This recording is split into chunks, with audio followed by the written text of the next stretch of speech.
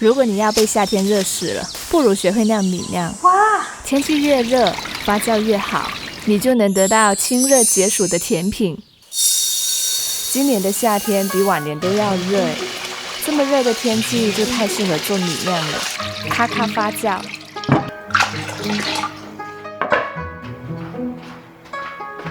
你好啊，我係陳20。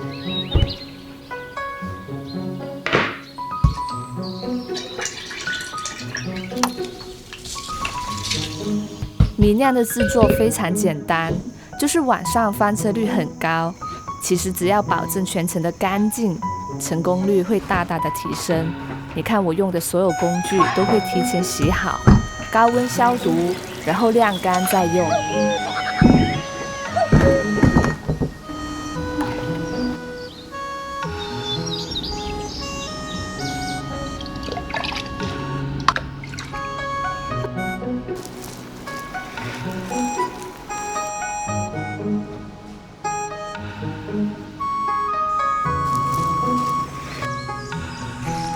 米久成于孝，始于宋，后多孝之，而孝感独著。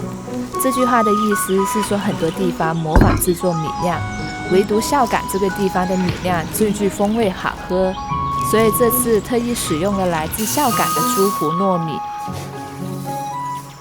连酒曲用的都是孝感的蜂窝酒曲，采摘天然的植物制作而成，磨成粉来用。我也要尝一尝孝感独著的米酿，中间掏个洞会更好的出米酿。我很爱喝米酿，不知道这次的出汁率会怎么样？半个2天，让时间告诉我答案。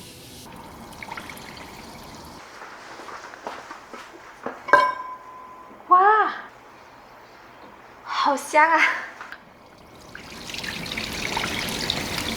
完全超出了我的预期，也太多汁了，出酒率比往年多多了，不愧是历史最热天。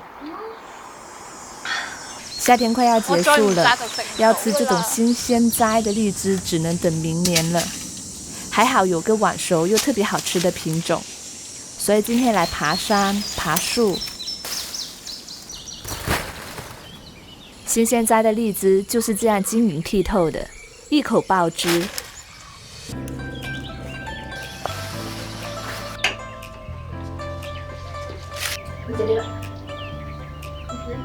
荔枝加冰酿简直是绝配，就像吃西瓜的时候加盐的那种爽感。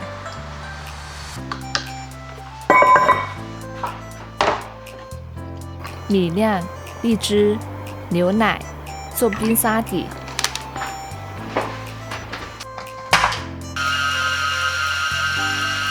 中间加桂花茶冻，用的是乌龙茶底。冷却凝固就是桂花乌龙茶冻了，短短的。加点米酿，增加口感和甜度。仙境凤是荔枝界的皇后，果肉比桂味还浓郁，既柔软又香甜。那我就不客气了，铺上满满的。噔噔，下午茶微醺一下不过分吧？感谢这个夏天，让我拥有了米酿和荔枝。